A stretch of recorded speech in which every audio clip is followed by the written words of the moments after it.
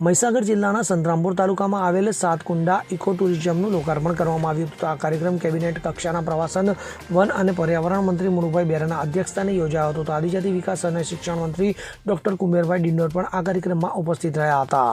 તો આ કાર્યક્રમમાં ધારાસભ્ય નિમિષાબેન સુતારે પ્રાસંગિક પ્રવચન કર્યું હતું. તો મંત્રીઓએ ઇકો ટુરિઝમ સાઇટનું નિરીક્ષણ પણ કર્યું હતું. તો નાયબ વન રક્ષક નિશા રાજે સ્વાગત પ્રવચન કર્યું હતું. તો સામાજિક વનીકરણ વિભાગના નાયબ વન રક્ષક વી.આર. ડામોરે આભાર વિધિ વ્યક્ત કરી હતી. તો આ પ્રસંગે જિલ્લા પંચાયત પ્રમુખ બાબુ પટેલ, જિલ્લા કલેક્ટર અર્પિત સાગર, જિલ્લા વિકાસ અધિકારી યુવરાજ સિદ્ધાર્થ, વડોદરા વર્તુળના સીસીએફ અંશુમન શર્મા, જિલ્લા પંચાયત ઉપપ્રમુખ નંદાબેન, તાલુકા પંચાયત પ્રમુખ હરેશભાઈ સહિત સરપંચોને મોટી સંખ્યામાં ગ્રામજનો ઉપસ્થિત રહ્યા હતા. તો આ કાર્યક્રમમાં મંત્રીઓ સહિત મહાનુભાવો દ્વારા વૃક્ષારોપણ પણ કરવામાં આવ્યું હતું.